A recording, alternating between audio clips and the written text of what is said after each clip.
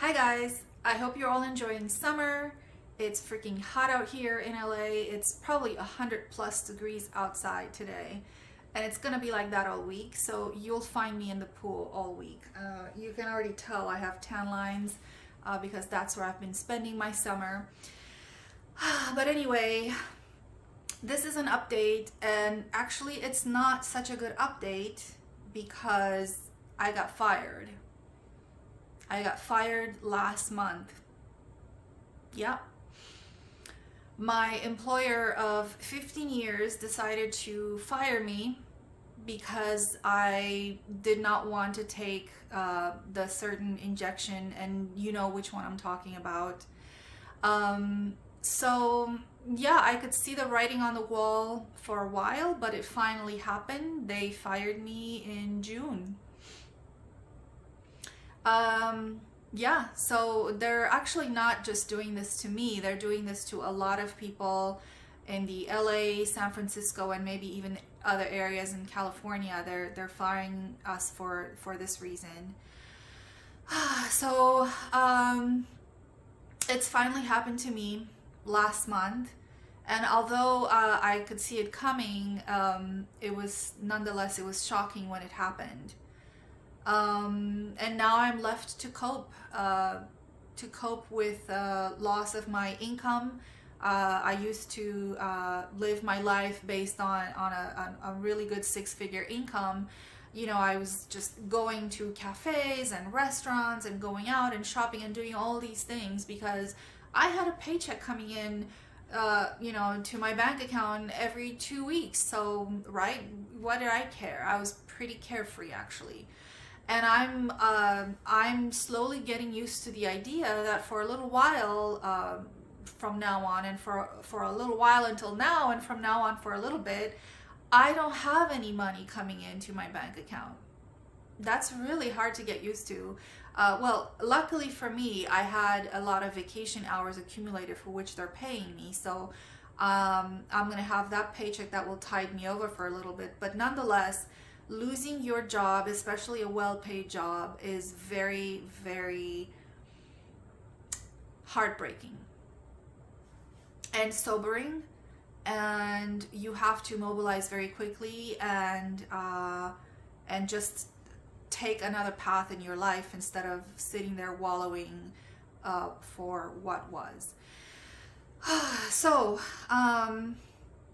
my decision was, instead of finding another job here in California, it is to move out of the state. So I'm moving to Tennessee. It's crazy, I know, but especially since I like LA, I love LA and California a lot. I was able for all this time to put out of my head all of the stupid things that politicians are doing in this state and in this city. I just minded my own business. I went to my spots, I hung out with my people, and just put it out of my mind. But I can't anymore. It's now on my doorstep. Their stupid mandates have personally affected me and impacted me now. And I don't feel that these people are going to get any better. I think things for anything, things are going to get worse probably. I hope not, but it looks like they're going that way. They have a super majority in Sacramento, and so they don't have a lot of opposition in their way to, they don't have a lot of checks and balances, and so and they don't seem to care what a large swath of Californians think or want. So the special interests are basically running the show. And I don't want to get caught here again when they have the next pandemic, when they have the next, you know, mandates or any other such stupidities. So I want to put myself in a place that is more fair to its citizens, that did not go crazy with the pandemic and the injections. And so I had a few picks, and I picked Tennessee because it's beautiful and I like the friendly people. I already made a couple friends out there, believe it or not. I went there twice, in April, May, and then in June again. And it's just really cool out there. It's just a different kind of life. I think people are more friendly. There's a sense of community and safety, you know, that maybe you don't find here in LA, especially if you're, you know, in downtown where I used to live. I'm out here in the suburbs now, which this suburb of LA is actually pretty safe and clean, but still the Sacramento politicians can affect you even here. You know, if Newsom passes something that affects the whole state, then no matter where you are in California, even if you're in a red conservative area, you're still going to be affected. So I don't want that. So yeah, moving to Tennessee, it's exciting. It's a little heartbreaking because I do love LA and California, and I have, you know, friends and family out here, but it's okay. I can always visit, and they can visit me out there. It's really not, it's like 4 hours away by plane. Come on. So I narrowed it down to basically Middle Tennessee or East Tennessee, Greater Nashville or Greater Knoxville areas.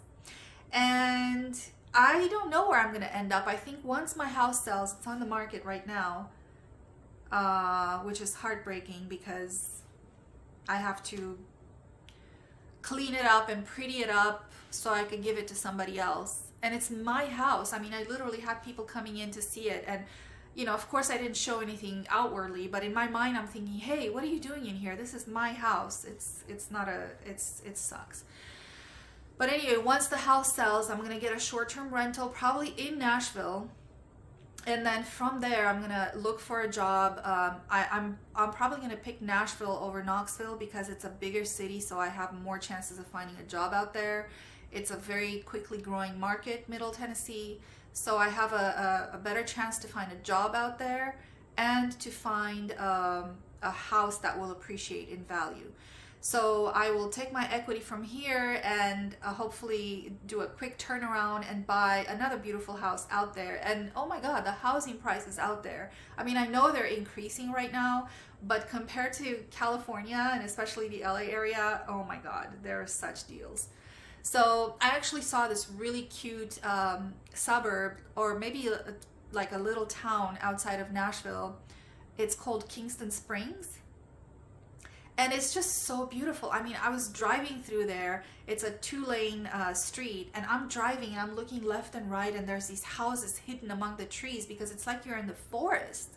I mean, those people, it's like they live in the forest, but yet they're only half an hour away from Nashville. How cool is that? So I'm driving and there's like deer crossing your path, and at a certain point I saw chickens on the side of the road. I mean, it was just so cute, and the houses were really cute, you know. I went back at night to see what the neighborhood looks like at night, and I was so surprised to see like thousands of fireflies everywhere. I mean, they're so magical. I actually have a short, bioluminescent fireflies. I have a short that I kind of filmed, you know, what they look like, and it's just so magical. Like, the place really spoke to me. So I hope I can find a house out there.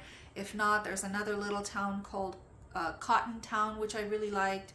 But yeah, I'm gonna have my base in Nashville, but I'm not gonna move to the city. I'm actually gonna probably end up either in a further suburb or in the countryside, which really amused my family out here because they were like, Daniela, are you kidding me? You're a big city girl everywhere in Europe, and after we moved here to the United States, you ended up in big cities all your life. How are you gonna make do in the countryside? Come on, get out of here.